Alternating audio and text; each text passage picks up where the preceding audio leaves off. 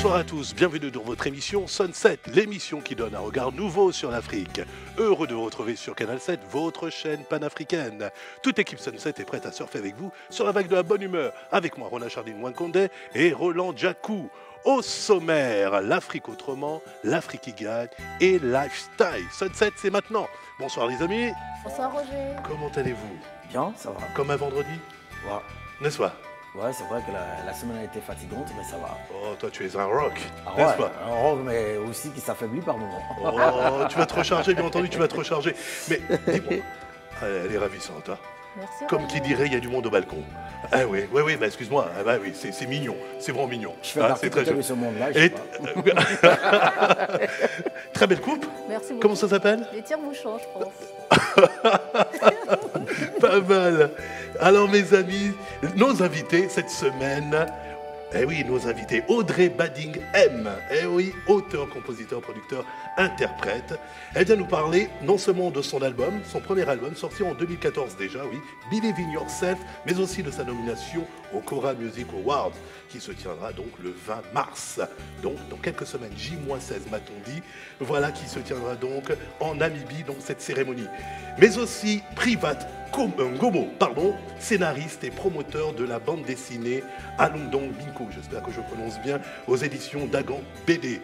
Merci à tous deux d'être sur le plateau de Sunset.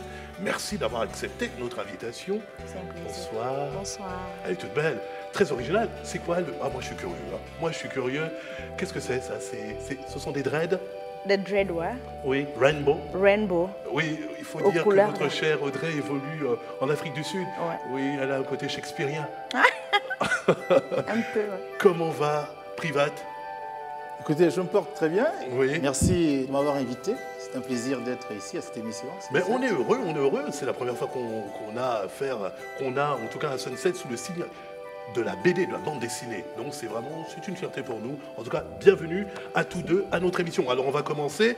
Ma chère Rona, l'Afrique autrement, il est question de TEDx Como. Como. Oui, en fait, c'est la rétrospective en fait Bien d'un sûr. événement qui a eu lieu en fin de mois de février. C'était le 20 février, exactement, le samedi 20 février. Il y a eu à Libreville au Gabon la première conférence TEDx qui a été TEDx, d'accord, qui a été baptisée pour cette partie du continent, donc TEDx Como. Vous comprendrez pourquoi.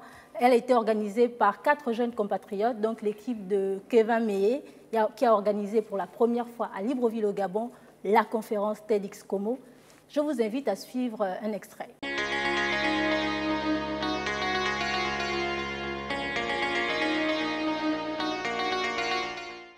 À tous et à toutes, nous sommes actuellement dans les jardins de l'International School of Gabon Vert, donc l'école Ruban Vert au Gabon. Et avec nous, Miss Laetitia Oyubi, qui est la responsable de la communication audiovisuelle de l'ONG TEDx Como. Donc TEDx qu'on connaît aux États-Unis, un peu partout, à Palm Beach. On l'a vu également à Paris, la fameuse conférence TEDx à Paris, également à Abidjan et au Cameroun. Et aujourd'hui, pour son premier lancement au Gabon, mademoiselle Laetitia Oyubi, est-ce que vous pouvez nous présenter brièvement votre rôle en fait particulier pour une jeune fille donc, dans cette organisation? Bon, déjà, je veux juste remettre les choses dans leur contexte. Ce n'est pas une ONG en tant que telle. C'est une équipe organisatrice du TEDx au Gabon. On vous a vu dans la salle, comment est-ce que vous vous débrouillez avec votre matériel, parfois un tout petit peu lourd, et avec des personnes qui arrivent, peut-être, qui sont arrivées à compte-gouttes. Vous avez su gérer toute cette atmosphère-là. Parlez-nous-en plus ou moins. Eh bien, comme on dit, l'union fait la force. Alors, j'ai profité de cette occasion, j'ai profité de cet adage pour appeler des amis, des professionnels de l'audiovisuel qui sont donc des personnes que j'ai connues justement en travaillant au quotidien. Comme quoi, il faut être gentil avec tout le monde, hein, on ne sait jamais. Et c'est justement ces personnes-là qui sont venues m'aider. Donc, je me suis débrouillée, comme c'est mon métier, il n'y a pas de souci. J'ai appelé les personnes, j'ai réuni le matériel et puis je me suis préparée en temps et en heure. Le thème du lancement, le thème choisi pour le lancement de cette activité est l'idée à l'action. Vous êtes en plein dans l'action, mais l'idée, vous l'avez mûrie pendant pas mal de temps. Combien de temps exactement? Ah, ça fait longtemps. Je crois que ça fait pratiquement 1 an qu'on est sur le TED. Et franchement, c'est une expérience formidable. de l'idée à l'action, c'est un thème également que je trouve très intéressant, surtout ici, parce que pour moi, il faut que les gens apprennent à aller au-delà des discours. De l'idée à l'action, c'est aussi ça. Beaucoup de gens vont peut-être dire moi je voudrais ceci, moi je voudrais ça, il faudrait ceci ici, il faudrait ce... Mais il faut le faire. Parfois, c'est en démarrant les choses qu'on arrive à les concrétiser. Moi, j'ai entendu beaucoup de gens parler, par exemple, de il faudrait un centre culturel gabonais, il faudrait une maison de la culture au Gabon. Moi, je suis encore à un tout petit stade, mais je commence à le faire. Même si parfois, on va se... Comment dire ça?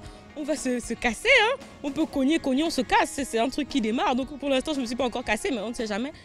Il faut toujours, à mon avis, hein, avant que la vie ne s'arrête, avant que la vie ne s'achève, avant qu'on aille ailleurs, il faut passer de l'idée à l'action. Alors, nous sommes toujours à l'auditorium de Ruban Vert, l'établissement où a lieu le lancement de TEDx Como. Et avec nous, quelqu'un de très connu, connu surtout par nos téléspectateurs via Sunset, Monsieur Yannick Ebibié. C'est toujours un plaisir de vous voir. Une fois de plus. Hein. D'accord. Alors, vous pouvez revenir sur ce qui vous a motivé à venir ici aujourd'hui, par exemple? Alors, je suis venu aujourd'hui au TEDx parce que c'est une première à Libreville et au Gabon. C'est un événement mondial que je suis déjà depuis plusieurs années où on voit des personnes qui viennent partager des idées innovantes pour changer le monde.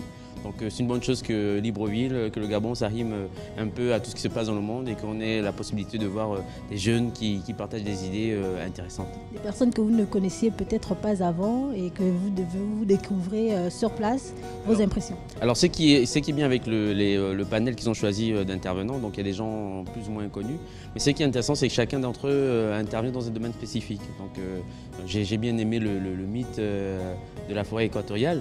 Qui peut expliquer justement la passivité qu'on peut avoir parce qu'on a toutes les ressources qu'il faut et où le speaker nous poussait justement à nous dépasser. Ou alors le jeune Arsène qui expliquait comment apprendre l'anglais plus facilement. Ou encore Éric Boudonneau qui est très connu, qui a montré comment il participe à la révolution du service client. Donc c'était à la fois intéressant de voir des personnes moins connues, plus connues, mais qui partageaient des idées finalement où chacun de nous peut se reconnaître. Voilà, dans ces speeches-là. Ce sont les idées que partage également l'association, enfin l'ONG TEDx Como, que nous avons pris un plaisir à suivre. Alors, juste pour vous, alors à très bientôt. Alors, ils étaient tous réunis autour du thème de l'idée à l'action. Tous, quand je dis tous, c'était exactement 100 personnes qui étaient attendues à cet événement important pour la jeunesse africaine. Et voilà, donc, voilà, comme la plupart des événements TEDx qui se passent un peu partout dans le monde, c'était une conférence où le nom des conférenciers en fait était inconnu pour la plupart. Et c'est comme ça que nous avons pris plaisir à découvrir quelques grands noms quand même des personnalités de la jeunesse gabonaise et africaine. Je vais citer comme ça Silver Boussamba, le hacker pour la croissance, comme je l'appelle pour tous, parce que enfin, il a présenté plus ou moins les avantages du numérique en fait pour la croissance de tous. Il y avait également pour la partie féminine, pour leur détermination et leur engagement dans l'entrepreneuriat, 3 jeunes femmes vraiment à suivre de très près. Il s'agit d'Audrey Bébalé qui a fait le choix d'aider les autres, n'est-ce pas, à travers, surtout dans son combat pour le cancer. Et donc, elle prônait plus ou moins un retour en fait, au naturel, en fait, donc à la nutrition naturelle. Il y avait également Madame Sylvie Méviane-Fourne, dont la connaissance, plus qu'un rêve, est à la portée de tous. Elle a fait des choses vraiment extraordinaires du côté de Port-Gentil, la capitale économique du Gabon, et d'Estelle Adda. Ce qu'on peut retenir, c'est que tous les ingrédients TEDx qui sont en général dans le monde étaient réunis autour de TEDx Como. Et là, chapeau bas pour l'équipe. On est passé du success story au drame en passant par le triomphe des petites idées, n'est-ce pas, qui ont poussé à l'action, à partager avec l'ensemble de la communauté. Merci. On peut en tout cas saluer. On peut saluer effectivement cette initiative, mais le thème est très bien choisi, de l'idée à l'action. Et c'est un thème qui peut même parler à nos invités, véritablement, puisque là, on a Privat, on a également Audrey qui a sorti un album et qui fait pas mal de choses. Ça part toujours d'une idée. Ouais. D'une idée, d'un rêve, d'une idée qui se concrétise par une idée, et après on passe à l'action, et ça se concrétise effectivement par un album, ou encore par des concerts, comme tu sais si bien le faire, et d'un autre côté, Privat, effectivement, l'idée de faire connaître un certain nombre de choses, mais on en parlera tout au long de l'émission, bien entendu, et ça se traduit véritablement, en tout cas ça s'illustre par une bande dessinée, c'est un peu ça? Une réaction peut-être, tous les deux? Oui, bien sûr. Hein. Il faut commencer d'abord par avoir une idée, ensuite croire à cette idée et la matérialiser, bien sûr. Sinon, après, elle s'échappe, elle s'en va, quoi. Private. Le rêve précède la réalité. Exactement. Très bien. Alors, on va continuer. Cette fois-ci, effectivement, on met un pied dans les koras, mon cher Roland, n'est-ce pas? Ouais, exactement. Oui. Ah ben justement, pour parler des Kora All Africa Music Awards qui vont se dérouler du côté de la Namibie, dans la ville de Windhoek, ce sera le 20 mars prochain, donc exactement 16 jours, pour être précis, voilà, dans exactement 16 jours. Donc on verra la participation des 6 artistes gabonais qui sont nominés dans différentes catégories et plus d'une quinzaine d'artistes de l'Afrique centrale qui sont nominés dans différentes catégories lors de cette cérémonie qui est la plus grosse récompense de musique sur le continent africain. On parle des Grammys Made in Africa. De toutes les façons, c'est quelque chose qui est bien placé pour pouvoir récompenser, valoriser nos artistes sur le continent. Et enfin, c'est toujours un plaisir de parler de cet événement. C'est vrai que ça se pousse, ça se bouscule tout doucement sur le continent, mais aussi sur la chaîne de télévision Canal 7, parce que les choses se profilent tout doucement d'un côté ou d'un autre. Bref, on essaie de faire les choses comme on le peut pour essayer d'apporter le meilleur pour les téléspectateurs du continent. Allez, bref, on regarde peut-être, on en parle ou encore on regarde et on revient juste après. De toute façon, tu parlais de nominés tout à l'heure. Ben justement. Et on a la chance d'avoir l'une des nominées. Eh oui, Audrey Bading M, qui fait partie des 6 artistes gabonais exactement. qui sont nominés. Ouais. On n'est pas peu fiers. Exactement. On regarde, on revient tout de suite après.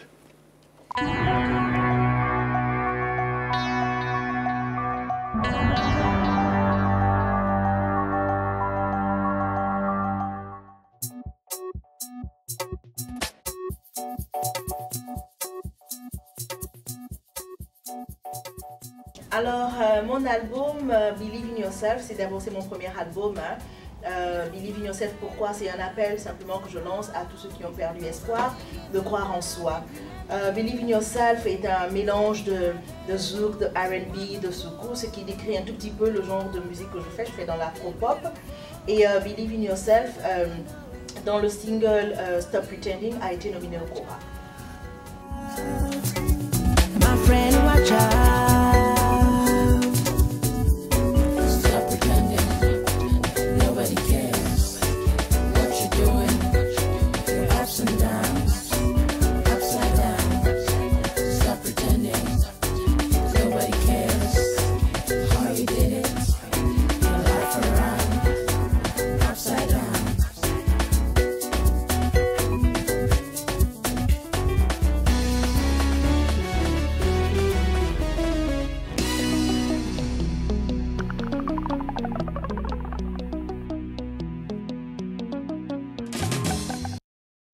Et de retour sur le plateau Sunset, c'était un clip donc d'Audrey Bading M qui est avec nous. Elle est auteur, compositeur, producteur, interprète. En effet, alors tu es nominé, eh oui, tu es nominé au Kora Music Awards le 20. La cérémonie se tiendra donc le 20 mars à Windhoek, comme le disait Roland, en Namibie. Bravo, tu es l'une des nominées. Eh oui, gabonaise, on n'est pas peu fiers en effet. Alors ma chère Audrey, dans quel état es-tu de stress. À l'orée effectivement de cette cérémonie? Quand on était encore en février, je me disais c'est encore loin. Maintenant qu'on est en mars, ben, la pression monte. Parce que quand je t'écoute parler, j'ai l'impression que c'est l'animateur qui va arriver sur le plateau là, et puis il va présenter la catégorie et puis il va ouvrir et puis on viendra lui remettre une enveloppe et puis il ira « And the winner is... » Oh, j'aurais tellement voulu la présenter, mon bas. Ils n'ont pas réussi à trouver mon numéro. Ah oui? L'année prochaine, peut-être. L'année prochaine. Qui sait? Vous voulez réagir, les amis? En tout cas, félicitations. Merci. Premier album et déjà première nomination, c'est une fierté pour le continent. Merci. Et j'ai beaucoup apprécié les sonorités en fait utilisées à travers ce clip, celui qui vient de passer. On l'avait déjà regardé ici à Canal 7 et sur Sunset. Et vraiment, je suis fière de vous et je pense que 2016, c'est vraiment notre année. C'est vraiment notre année, surtout l'année des femmes. Surtout l'année des femmes, effectivement. Et de toute façon, elle y croit, comme elle le dit dans son premier album, hein, Believe in Yourself, c'est bien ça? Oui, j'y crois. Ah oui, elle Nous y sommes croit. toutes derrière vous, en tout cas. Alors, Audrey, comment te prépares-tu? Comment tu appréhendes cette cérémonie? Comment tu te prépares? Ou comment t'es-tu préparée? Déjà, la première, c'est je vais regarder les koras avant. C'est vrai que je suivais, c'est quelque chose que je suis régulièrement. Et ensuite, bon, je pensais, bon, il fallait se faire une tenue quand même. Hein.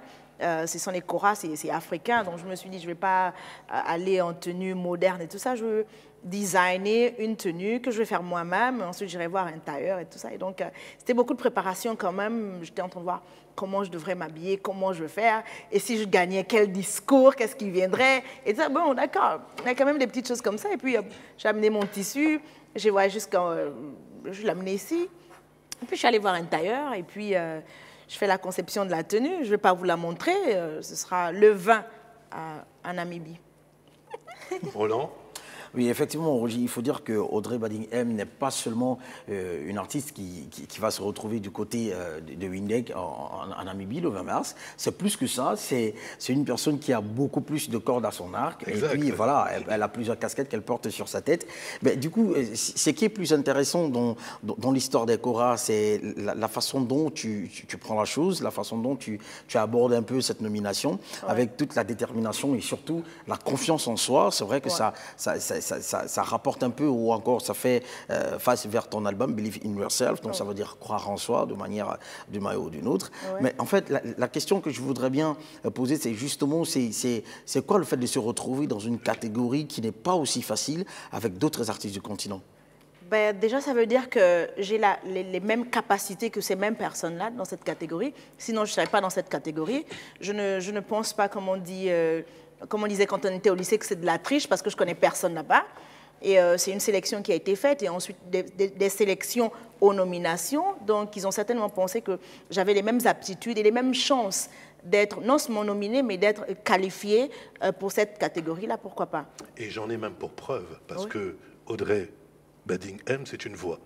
Regardons, on revient tout de suite après.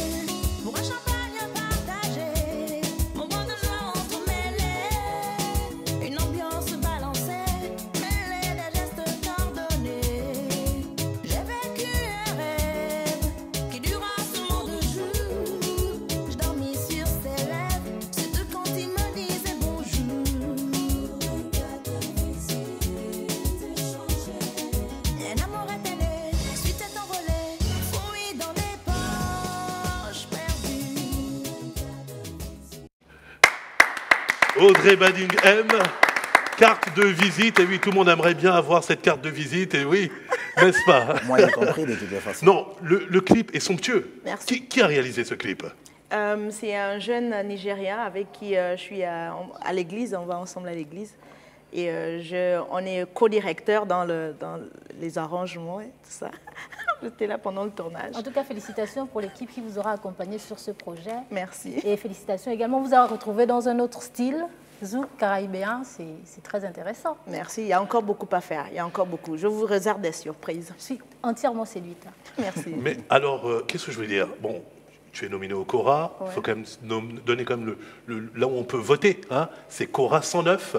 Oui, c'est Cora 109. 109. Ouais. Et c'est pas un hasard. Hein, c'est pas un jeu de mots. Hein. C'est pas un jeu de mots. 109. Voilà, 109. Eh oui, j'ai presque envie de dire pur sang parce que tu es une amoureuse de chevaux.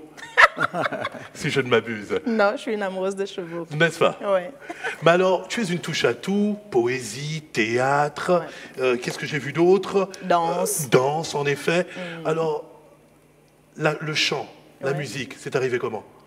Mais je ne sais pas, c'est une inspiration, c'est peut-être venu comme ça. J'avais besoin de la musique pour véhiculer peut-être un message. Déjà, Believe in Yourself, parce que je remarquais que la société africaine, les sociétés dans lesquelles nous vivons, oppressent un tout petit peu les jeunes qui, au départ, sont ambitieux, mais qui voient leur ambition mourir.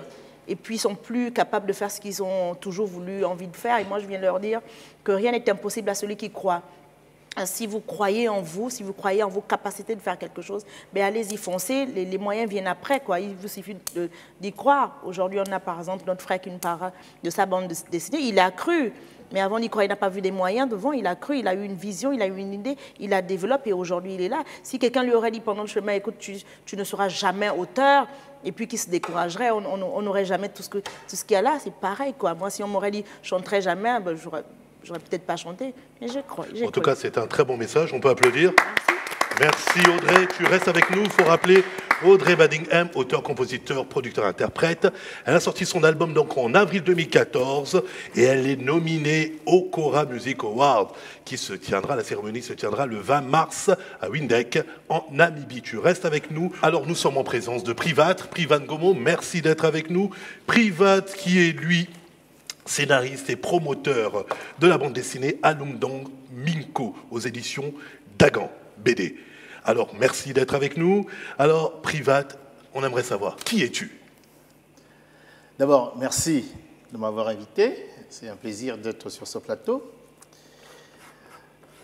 Si vous me permettez, je vais me présenter selon deux modes.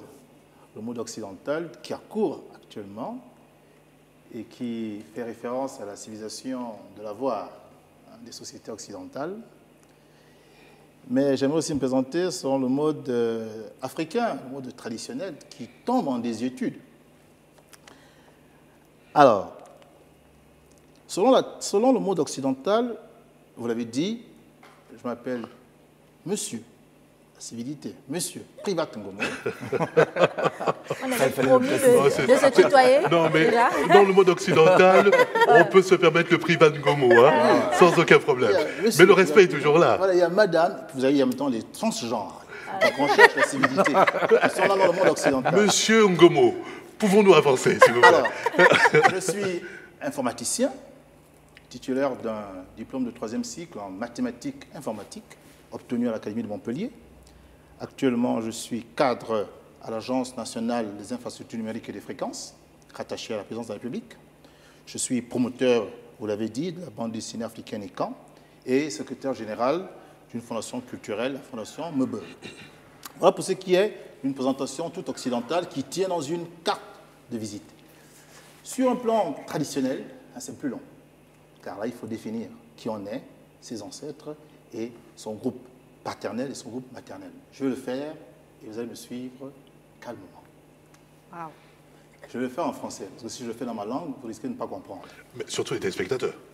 Je suis, dans la tradition africaine, Meyemongomo, Ngomo, fils de Ngomo Mvei, fils de Veabosolo, fils de Abosolo Bama, Bama Moto Ngongo, Ngongo Eyele, Eyele Obama, Obama So, Asomo Sebe, Meseme Ba, Eba Misem, Miseme Ze, Zonso, Songoro, Ngoroboa, Oboa Mokom, Mokom Bokoko, Bokoko Bomba, Mboa Aso, Aso Ntumu, je suis Ntumu, Ntumu Afiri, Afiri Kara, ou encore dans cette inversion, Ntumu Ekan, je suis Ekan, Ekan Arabia. Du côté de mon père, je suis un Eba, les Ebas sont aussi les Yemisem, les Oyok, les Esseigne, les Yebimben. Et du côté de ma mère, je suis donc neveu. Mes oncles, ce sont les Nkodjen, les Yevo, les Evoine, et Saban, et Sambin, et Sakat, et Sazué. Voilà la manière dont je peux me présenter sur le plan traditionnel. Ouais, très bien. J'aurais bien voulu que ça ne s'arrête plus. J'aurais bien voulu que ça aille un peu. Oui, mais tu fais des heureux. C'est vrai que les spectateurs ne peuvent pas voir, mais il fait vraiment des heureux autour du plateau. C'est incroyable. Le barbu, il se reconnaîtra. Mais alors, mon cher Privat, j'ose espérer que je peux t'appeler Privat. Ah oui, sur ce plateau. Puisque les civilités ont été faites. C'est bien ça. C'est ça. N'est-ce pas? En lisant donc la BD Alumdong Minko, on est plongé littéralement dans une dimension culturelle, mélangeant rite et tradition. Alors, explique-nous un peu cette dimension culturelle. Je montre cet ouvrage, cette œuvre. Hein. Voilà, je ne sais pas si on voit, magnifique, Alumdong Minko, formidable, superbe ouvrage. Alors, explique-nous un peu cette dimension culturelle. Alors, avant vraiment de donner l'explication du contenu, peut-être les causes. Pourquoi nous avons voulu réaliser une bande dessinée? nous sommes partis sur un constat qui est malheureusement alarmant et très inquiétant, celui de la déperdition des valeurs culturelles des générations africaines. Une déperdition qui, si elle s'accentue, finira par soit une assimilation, soit alors malheureusement une acculturation. Devant cela, nous nous sommes dit, qu'est-ce qui a bien pu être à l'origine de cela? Pourquoi les Africains sont en train de perdre leur culture? Nous y avons vu à l'analyse des raisons qui sont anciennes, et puis d'autres qui sont plus récentes. Les raisons anciennes sont la traite négrière, qui nous a déstabilisés sociologiquement et spatialement. Il y a également la colonisation qui nous a déstabilisés, mais cette fois-ci psychologiquement et mentalement, car on nous a demandé de renier notre identité pour embrasser celle de l'Occident. Il y a des raisons qui sont plus récentes. Par exemple, le néocolonialisme culturel. Aujourd'hui, certains Africains qui sont gagnés à la cause occidentale, alors qu'ils ne sont plus contraints, parachèvent l'œuvre dite civilisatrice de la colonisation, lorsqu'ils refusent de parler leur langue, lorsqu'ils ne mangent pas les mets de chez eux, lorsqu'ils s'habillent en occidental, lorsqu'ils changent leur nom. C'est autant d'éléments qui participent justement de la déperdition culturelle. Il y a également l'exode rural et l'urbanisation. Les villages sont dépeuplés, des villages qui avaient notre culture, et la ville a grossi, sans proposer pour autant à ceux qui venaient une nouvelle forme de culture africaine. Donc, au moment où nous parlons, nous pouvons dire qu'il y a manifestement un schisme culturel, spatio-temporel entre les générations. Une fracture. Une fracture. Une fracture spatiale et géographique. Pourquoi? Et parce qu'avant, quand le sage transmettait la connaissance à l'enfant, il fallait que le sage et l'enfant soient dans le même lieu. Exact. Et de manière orale, par la voix, le sage donnait la connaissance. Et l'enfant devenait héritier de ce patrimoine. Mais il fallait que les deux soient ensemble. Aujourd'hui, les sages sont au village et les enfants sont en ville. Du fait de cet exode rural. Exactement. Et cet exode rural découle de quelque chose. Pourquoi on quitte les campagnes pour aller vers les villes? La modernisation. L'occidentalisation. Exactement. Des nouvelles formes d'action. Et donc, ça a créé cette fracture spatiale et géographique. Et nous avons également une rupture temporelle, une rupture dans le temps. Le temps du vieillard, le temps du sage au village, c'est le temps lunaire, le temps des saisons. Tandis que le temps de la ville, le temps du jeune, c'est le temps numérique, le temps du web, le temps rapide, artificiel. Donc ces deux temps sont antinomiques et ne peuvent pas coexister en réalité. Exactement. Et cela sépare encore une nouvelle fois les générations. Donc, tous ces aspects que je viens de soulever sont à l'origine de cette déperdition culturelle que nous constatons de plus en plus au sein des nouvelles générations africaines qui ne parlent pas leur langue et qui ignorent leurs origines. Alors, moi, j'avais une question private. Pourquoi le choix de la bande dessinée? Pourquoi une bande dessinée? Pourquoi pas un roman? Alors... Ou autre? Oui, la question est très pertinente parce que dès l'instant où nous avons fait ce constat, nous nous sommes dit on ne va pas rester les bras ballants. Il faut qu'on apporte une solution, il faut qu'on apporte une riposte. Et nous avons pensé que cette riposte, c'était la valorisation culturelle des traditions africaines. Mais comment faire? Puisque nous avons vu que les générations sont désormais disloquées. Nous avons pensé qu'il fallait établir une passerelle artistico-culturelle qui servirait de pont entre l'ancienne génération qui vit au village et la nouvelle génération qui vit en ville. Nous sommes partis donc prendre la culture chez les vieux, nous l'avons donc mise en forme pour qu'elle atterrisse sur la table du jeune. Nous avons pensé que l'image, la couleur, le dessin, un élément simple, allait permettre d'être l'appât culturel pour les enfants. Les enfants sont intéressés d'abord par les couleurs.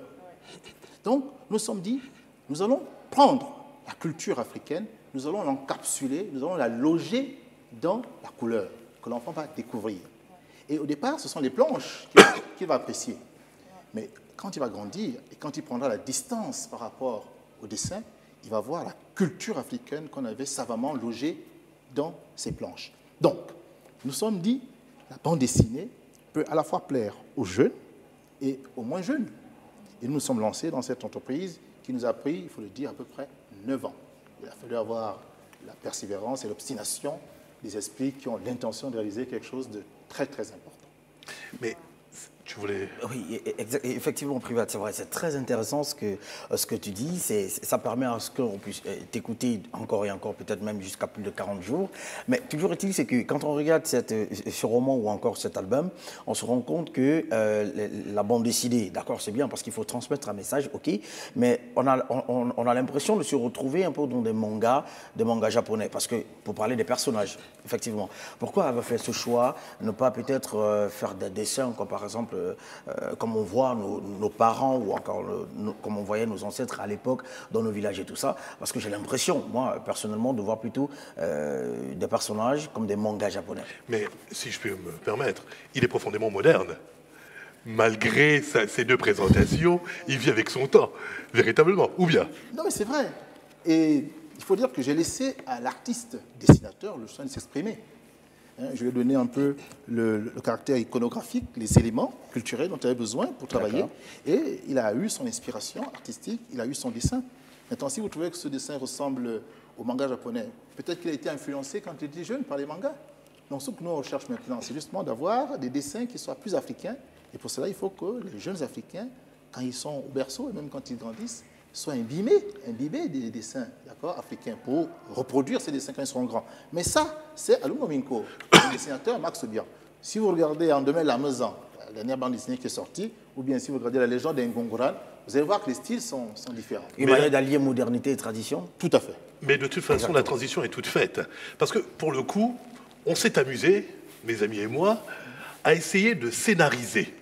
Voilà, parce que finalement, ça pourrait, quand on lit cette BD, on a l'impression qu'on a un dessin animé, un manga, pourquoi pas, voilà, où on pourra trouver un nom à nous, finalement. En tout cas, véritablement. On regarde, c'est un petit clin d'œil, c'est un petit cadeau pour toi. Merci. Regardons, on revient tout de suite après.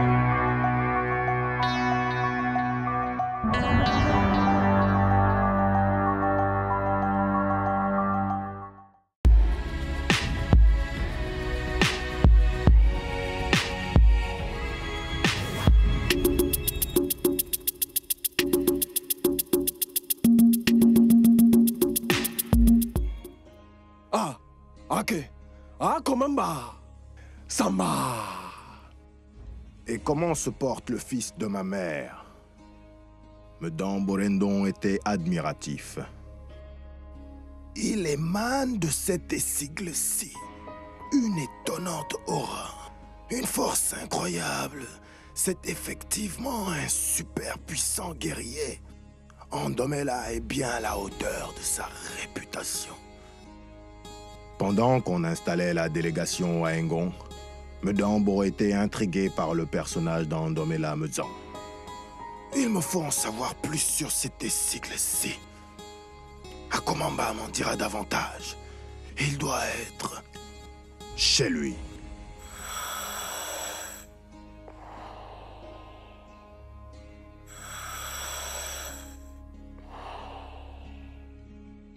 Madzan Bangoma Koma. Reparle-moi un peu de ta parenté avec cet Ndomela Mezan. Ton grand-père maternel, Minzimindon, de la Yombekweng, n'avait-il pas de fille? Et son épouse n'était-elle pas Nzame Yimi, fille de Yimi Zolo, et là, de la Yonkut? Aka, Madzan Medindon, je pensais pourtant que tu le savais déjà. Que Taramba est venu quand mon père te l'avait dit. Soit. Minzimindon et son épouse, Nzame Yimi, eurent en fait 3 filles. Bela Minzimindon, l'aînée, sa jeune sœur, Okomo Minzimindon, et enfin, Esseng Minzimindon, la pugnée. Taramba est venu quand mon père épousa Bela Minzimindon, ma mère.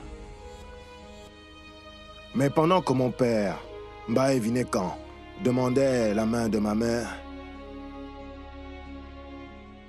et la Messan de Layon et Sigle-C faisait une proposition identique à l'endroit de Komominzi Mindon. Ndomela Mezan, peu après, naquit de cette union.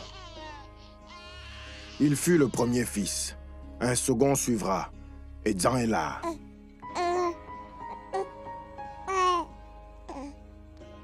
Ma mère Bela Minzi Mindon me mit au monde à la grande satisfaction de Taramba et Vinekan.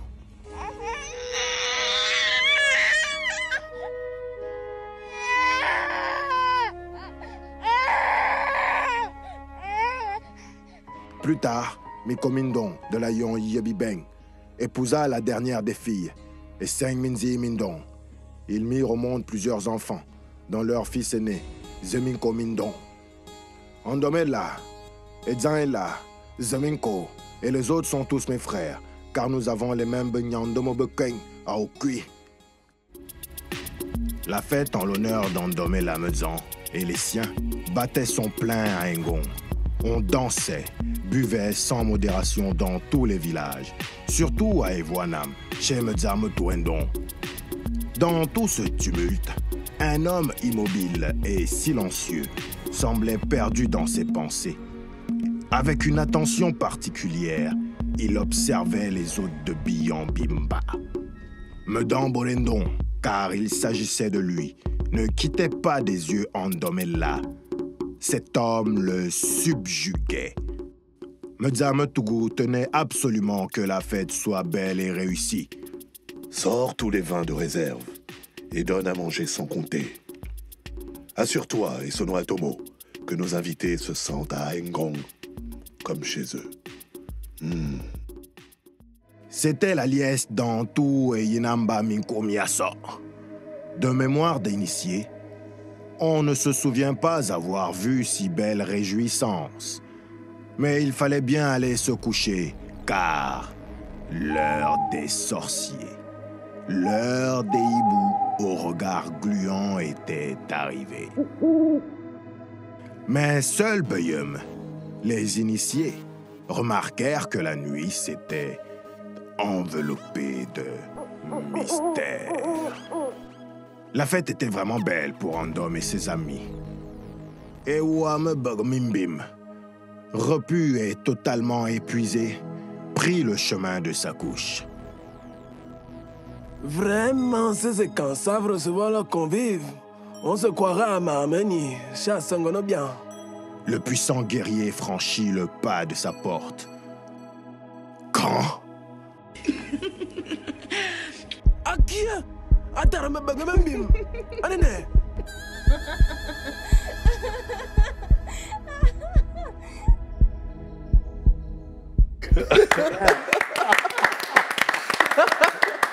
En tout cas, c'est donc un petit clin d'œil des différents passages de Andomela. Eh oui, Andomela. Non, bravo, bravo. Et je tiens aussi à remercier mes amis qui sont prêtés au jeu. Nick, Idriss, dont c'est l'anniversaire. Happy birthday à toi. Idriss, Eva, Marielle, Nadine, Randy pour l'effet sonore, Chaza et moi-même. On peut les applaudir. Roger, Oui. en fait, je suis très ému de savoir qu'il y a cet esprit créateur ou encore créatif, beaucoup plus que ce qu'on pouvait attendre hein, de la télévision Canal 7. Et c'est exactement l'illustration de ce qu'on pouvait attendre de ce roman. Ouais. Une illustration beaucoup plus visuelle. C'est vrai qu'au niveau de la lecture, à un moment donné, je vais peut-être paraphraser quelqu'un qui avait dit, si tu veux cacher quelque chose à un nègre, il faut le mettre dans un livre. Pas un nègre. C'était un noir. Voilà, à un noir, il faut le mettre dans un livre. Merci, Rona. Mais par la suite, je me rends compte que ou encore ce secret, cette racine africaine, ou encore cette culture africaine que vous aviez mis dans ce roman, a été ressortie sur les écrans de télévision, peut-être pour quelques secondes ou encore quelques minutes, grâce à cette équipe de Canal 7. Alors, franchement, je suis ému, c'est vraiment bravo pour non, c'est vrai que ça a inspiré déjà le réalisateur de cette émission. Donc, on s'est tous prêtés au jeu. Donc, bravo à Chaza Ondor et à toute la fine équipe. Félicitations, bravo. Oui, oui. Et c'est vrai que voir effectivement cette œuvre, c'est bizarre, ça nous parlait, il fallait qu'on le visualise et il fallait qu'on le joue. On a passé un bon moment hein, en le faisant. C'est vraiment formidable. Alors, mon cher Privat, tu mets vraiment un accent bien particulier sur la culture, sur la transmission. Pourquoi? Mais parce que nous voulons une Afrique qui gagne. Une Afrique qui gagne, c'est avec les Africains. Les Africains décomplexés. Les Africains qui ont pris conscience que, après les différents traumatismes collectifs qu'ils ont connus, doivent revenir à eux-mêmes, revenir à leur culture et se tenir debout. Un Africain qui est complexé aura toujours tendance à courber les chines, à aller chercher l'aval de son maître. Un Africain qui n'a plus ce complexe regarde avec l'assurance que ce qu'il dit peut ne pas être la valeur du vis-à-vis, mais c'est la sienne, et il assume. Un exemple. Sans rentrer dans une polémique, je n'ai pour ma part rien contre les homosexuels. Mais l'homosexualité, ce concept de civilisation, est une valeur qui est prônée en Occident. Nous avons en Afrique des homosexuels. Mais nous ne prônons pas l'homosexualité. Donc il est parfaitement concevable qu'un Africain dise « Nous respectons l'Europe et sa vision sociétale de concevoir l'homosexualité comme une réalité à élever au niveau de l'hétérosexualité. Nous le concevons. Mais nous, Africains, nous considérons que nos homosexuels, nous les respectons, mais nous n'entendons pas voir l'homosexualité au même niveau que l'hétérosexualité. C'est une position que nous avons et que nous devons assumer. Un Africain complexé ne peut pas le faire. Un Africain qui est sûr de sa culture, de sa valeur, dira ceci. Et il acceptera les conséquences. Si le FMI veut couper les fonds, que le FMI coupe donc les fonds. Il est souvent question, on entend souvent le MVET. Qu'est-ce que c'est que le MVET? Le MVET, et pourquoi pas la MVET finalement? Rien ne dit que le MVET est forcément un nom masculin. Dans la langue de départ, on n'a pas d'article déterminant le genre. Donc quand on dit le MVET, on peut tout aussi bien dire la MVET. Je le prétends sur ce plateau.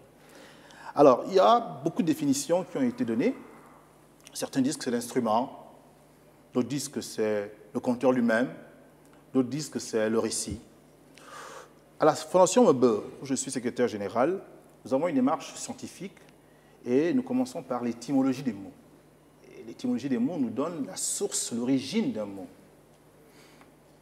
Mvet, et là je n'utilise pas l'article à dessein, mvet vient du verbe abet, ayant, ou abet, ou abor. Mvet, quand tu t'élèves, quand tu t'instruis, quand on t'éduque, quand tu es initié, quand tu passes d'un stade de connaissance 0 à un stade de connaissance 1, de connaissance 2, de connaissance 3, chaque fois que tu t'élèves, ou abor, mvet. Mvet, alors, selon donc le sens étymologique, c'est tout ce qui élève l'enfant, tout ce qui éduque l'enfant pour l'amener au stade d'adulte. Et quand il est adulte, tout ce qui élève sa pensée pour que de mortel, il accède à l'immortalité. C'est ça, un vote. Maintenant, le conteur, celui qui joue l'instrument, c'est un vote. L'instrument, ce n'est pas un vote. L'instrument, c'est oyom, ou bien un homme, ou parfois un goneman. Et le récit, ce n'est pas un vote. Le récit, c'est un long vote. Oyom. Allant veut dire raconter, dire une histoire. Donc vous voyez, quand vous vous en tenez à la définition des mots du point de vue étymologique, vous avez une meilleure compréhension de ces réalités. Donc, sur ce plateau, j'affirme que Mvet n'est pas l'instrument.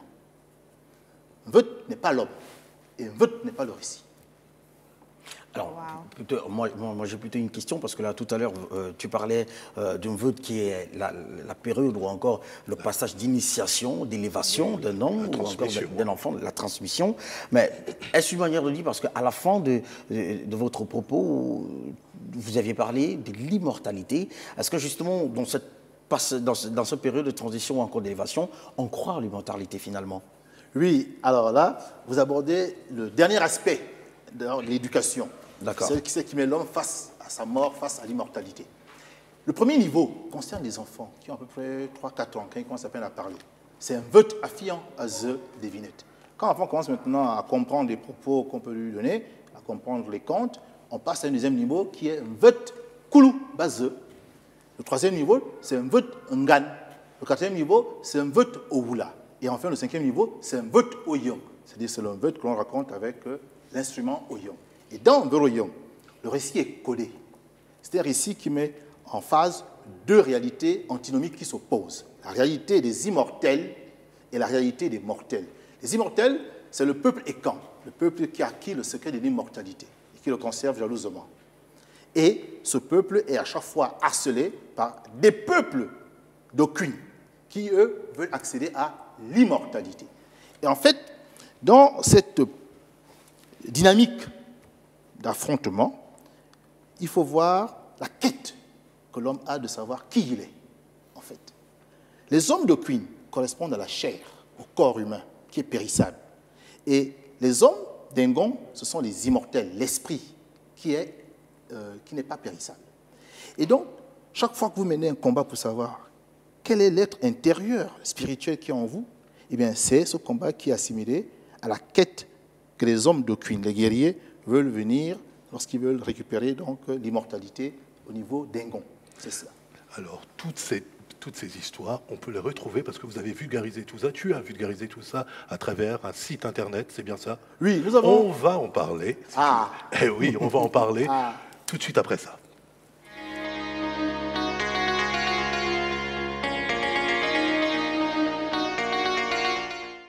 Meyemongomo Priva est un promoteur de l'industrie artistico-culturelle de l'image en Afrique. Il lança en 2012 la bande dessinée Ekan, premier du genre dans le continent. Le récit de Alumundonginko, anti-héros guerrier d'Oku, conté par Emmanuel Vomo Eko Bikoro, maître d'une vête Oyang.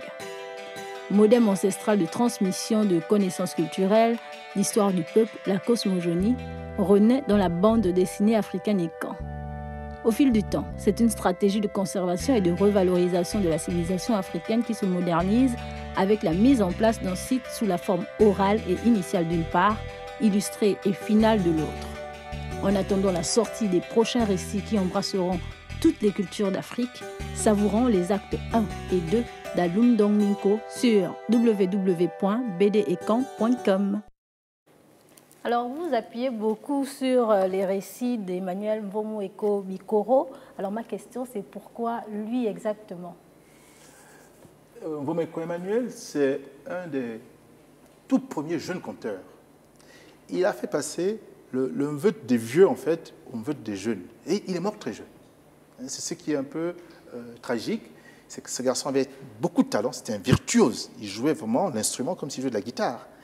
Mais je pense qu'il n'avait pas parachevé son initiation. Certains disent qu'il a peut-être voulu trop chercher. Il est mort dans des conditions mystérieuses dans les années, la moitié des années 60. Mais ce n'est pas le seul conteur qui nous intéresse. Tous les conteurs nous intéressent, tous les conteurs de Moroyon. Si on peut vivre 100 ans, on va essayer d'illustrer les récits de tous ces conteurs. On a commencé avec Ngomeko parce qu'on veut toucher les jeunes. Mais nous n'espérons pas d'attaquer Zuengema avec Zomizimo Bam ou bien Andome Lamezan qui est déjà fait. On veut également toucher des conteurs comme Akiobian, que vous connaissez peut-être, pour ceux qui aiment bien écouter les récits de Moroyon. Et puis il y a aussi les conteurs de Guinée équatoriale, les Yimonondon, ou alors les conteurs du Cameroun comme la femme à Sonongonela. Donc, tous ceux qui ont été des sources pourvoyeuses d'informations Moroyon nous intéressent. Et nous voulons justement prendre cette sagesse qu'ils avaient, la transcrire, la mettre sous une forme qui soit accessible pour les enfants. On pourrait développer une thèse de 300 pages. Mais je doute franchement qu'un enfant qui se trouve en 4e ait envie de lire une thèse de 300 pages qui parle de Moroyon. Par contre, une bande dessinée, le dessin, ça l'intéresse. Ça la patte et on l'immerge dans l'univers de Moroyon. Alors, on va rester toujours avec cette BD. Eh oui, Andom est là. Et on va regarder le deuxième extrait du cadeau qu'on vous a fait. On t'a fait, toi et ton équipe. On regarde, on revient tout de suite après.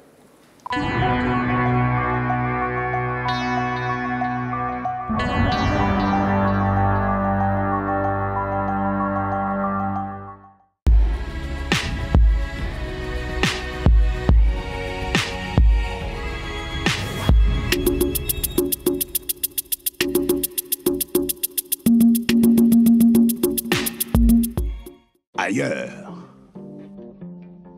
Ces écrans ont vraiment le sens de l'hospitalité. Vous n'allez pas vous ennuyer cette nuit. Nkomongi sera votre homme.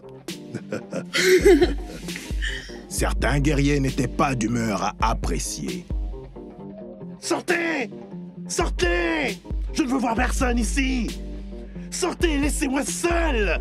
Qui est? Quel mufle! Cet homme manque de manières. C'est un animal.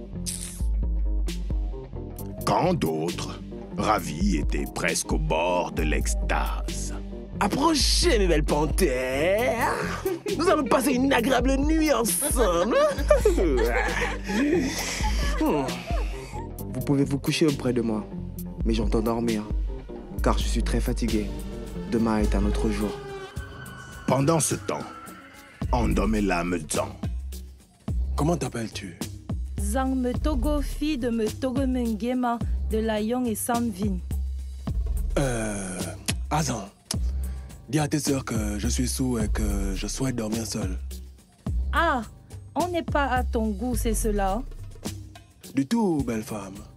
Je suis juste ivre et nous sommes encore là pour 2 jours. Ayant éconduit les 5 femmes prévues pour agrémenter sa nuit, Ndomela Amezan prend un sentier qui le mène à... Espérons qu'elle sera bien au lieu de rendez-vous. À Sengonmbandon, de la Yombon, qui est la 12e épouse de Medan Borendon, la préférée de son époux. Ah, tu as tenu parole, ma petite biche. Es-tu là depuis longtemps? J'arrive à peine, Ndomela, et déjà je regrette ma stupidité. Pourquoi suis-je même là? Pourquoi te torturer ainsi l'esprit à Sengon, ma tendre gazelle des bois? Tu es là, et c'est l'essentiel, non? Mais si Mendombo Wendong apprend cela, je redoute sa colère. Il pourrait me répudier, et ce serait la honte pour moi et mon clan. Et pour finir, il devra m'affronter pour préserver sa dignité. Mais le peut-il? Je l'ai aussi observé. Il semble craindre ma toute-puissance. Allons, ma chère antilope. Nous sommes seuls ici. Nul n'en saura rien. Laisse-toi faire. Laisse-toi faire. Les dernières résistances d'Asengonmbandon tombèrent. Ndomela Amezan, sous la lune, triomphait enfin. Mes frères, les femmes sont ainsi. Amantes et fidèles à leur mari, mais capables de perdre la tête si leur cœur s'emballe.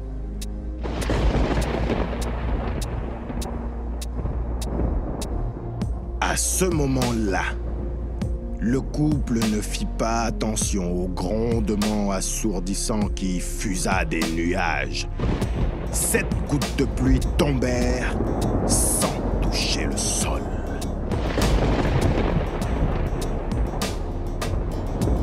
Quelle humiliation! Tarendon Yono! Ndomela Amezan m'insulte chez moi! S'enlaçant frénétiquement, Ndomela Amezan et son amante frappèrent la paroi. Mes frères, l'éléphant a une défense cassée. Oui, je vous le dis, à Bobozan, l'éléphant a une défense cassée. Au matin du 2e, Biyambimba invita Medan Elan Oswa et Ndon Yono chasser le gros gibier. Il tenait à ce que son frère Ndomela et ses amis mangent bien. Akomamba ne craignait pas d'affronter, à main nue, le redoutable Nyara. Le fils d'Ndon Yono, compagnon préféré d'Akomamba, était Aeinamba Minku, un chasseur réputé. Une seule lance lui suffisait pour transpercer d'un seul jet 3 antilopes.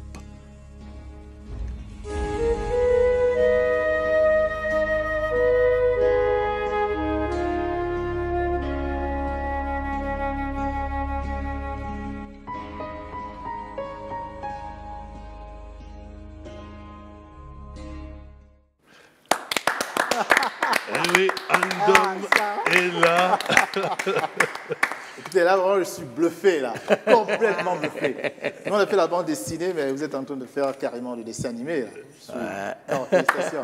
Merci. C'est du bon travail, là. C'est du bon travail. Et oui, donc nous étions en présence d'Audrey M. Audrey Bading M. Et oui, auteur, compositeur, producteur, interprète. Alors Audrey est venue nous voir pour non seulement les nominations au Cora Music Awards, qui se tiendra donc la cérémonie se tiendra le 20 mars. À Windhoek, donc en Namibie. Et oui, on te souhaite plein de bonnes choses. Merci. Et oui, on peut déjà t'applaudir. Merci. Avec le Cora. Et oui, on peut regarder, tu peux montrer l'album d'Audrey, effectivement. Donne-lui, ça c'est à lui, tiens. Oui, l'album donc s'intitule Believe in Yourself. Crois en toi. Et oui, et on croit en toi. Merci. Bravo encore. Et je vois que Privan Gomo n'est pas venu les mains vides, car il a quelque chose pour nous. C'est bien ça, Privan? Oui, j'ai amené quand même quelque chose pour vous. Oui. D'abord, je vais offrir donc, à Roger et à Jaino Ndomé la Maison, la version, on va dire, artisanale, hein, il aura la version industrielle dédicacée de ma part. Ouais. Donc, je t'offre ça, c'est pour toi. Merci, Private. Alors, beaucoup attendent la riposte des immortels à Le Mundo Minko. Le Mundo Minko, là, vous avez vu la version L'affront, acte 1. Donc, l'acte 2 est en cours. C'est Max Obian qui est en train de réaliser. Quand il sera terminé, vous aurez également la version qui est la suite de Le Mundo Minko, L'affront. Je t'offre aussi déjà la maquette. Très bien, merci. Et puis, il y a une autre bande dessinée qui est en train d'être réalisée au Cameroun par un dessinateur Bamileke. Donc, vous voyez, l'Afrique fusionne, hein, tous ses talents. Ouais. Et là, c'est la légende d'un Ngongoran. Donc, on explique un peu comment est-ce que le peuple a quitté donc, la zone nilotique, donc dans la vallée du Nil, pour venir donc dans la région du Golfe de Guinée. Donc, ça aussi, mon ami, je te l'offre. Alors, j'ai bien fait de venir ce soir. Merci. Nous sommes en train de voir comment est-ce qu'on peut intéresser les jeunes à la culture. Ouais. Là, vous avez par exemple un t-shirt qui a été fait par un dessinateur, que j'ai beaucoup apprécié. Et il a essayé donc de faire une petite effigie de Alumundo Minko. Voilà. Alumundo Minko, c'est un mortel hein, qui peut acquérir l'immortalité. Qui est-il? Ben, il est là, l'acte 1. Ça. Donc, si vous lisez la bande dessinée, vous avez une idée. C'est un homme qui ne construit ses maisons qu'avec la peau des hommes. Et donc, il porte le cuir humain. Oui, c'est sa particularité. Il aime le cuir humain. Voilà, il construit ses maisons avec la peau des hommes. C'est le récit de Alumundo Minko. C'est un récit assez dangereux. Mais Roger n'ira jamais dans ça, c'est pour elle, ça. Ah, on va bien voir. C'est du double XL, paraît-il. Hein? C'est petit, ça.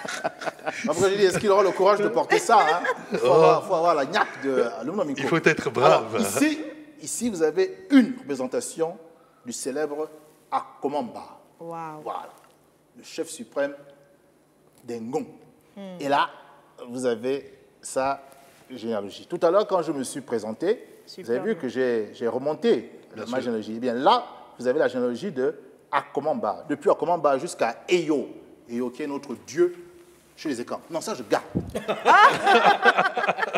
Non, ce sont des pièces uniques pour l'instant, donc il faut les présenter. Ouais. Si les gens sont intéressés, ils me contacteront et puis on va voir si on peut en produire davantage. Là, vous avez Ndutumufulu. Ndutumufulu, c'est le chef suprême adjoint de la sécurité et des armées d'Engon. C'est lui qui seconde Ngbondo. Et là, vous avez donc sa généalogie. Donc, on essaye, à travers ce genre de support que les enfants affectionnent, les t-shirts, de commencer à caler donc dans l'image la culture. Celui qui va regarder la généalogie de Ndutumufulu, on lui dirait, mais la tienne aussi existe. Il faut que tu ailles la chercher.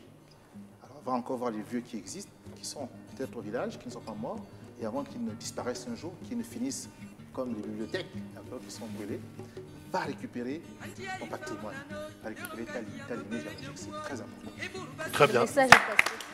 Bravo, merci encore Private Gomo, scénariste et promoteur de la bande dessinée Alumundo Minko. J'entends là le son de la semaine. Le temps pour moi de remercier une fois de plus Audrey. Merci. Audrey, bonne chance pour les choras, bien entendu. Le temps pour moi aussi de remercier Rona, merci. Et de remercier notre ami Roland. Roland, oui, c'est la dernière de Roland à Sunset, mais on le verra dans d'autres émissions. Un dernier mot peut-être, Roland? Et voilà, c'était toujours un plaisir d'être là tous les vendredis pour vous apporter le nouvel croustillant des artistes du continent pour vous montrer comment est-ce que les Africains peuvent penser de manière beaucoup plus grande et faire en sorte que l'Afrique puisse avancer de manière beaucoup plus positive. C'est un plaisir d'être sur le plateau de cette fête. C'est un plaisir de participer à cette émission, de contribuer à ma manière à la construction de cet édifice qui est un édifice beaucoup plus positif. Donc de toutes les façons, je suis très très heureux et je pense que comme l'a dit Roger, on va se retrouver sur les autres. Sans aucun doute. Merci encore Roland pour ton implication et ton professionnalisme. Merci à l'ensemble des équipes techniques. Chazando à la réalisation, Nikela qui n'est jamais bien loin dans l'ombre et toutes les autres équipes bien entendu. Merci à vous d'être fidèles à Canal 7, votre chaîne panafricaine. Et oui, vous téléspectateurs. Et n'oubliez pas, la télé c'est que du bonheur. À la semaine prochaine.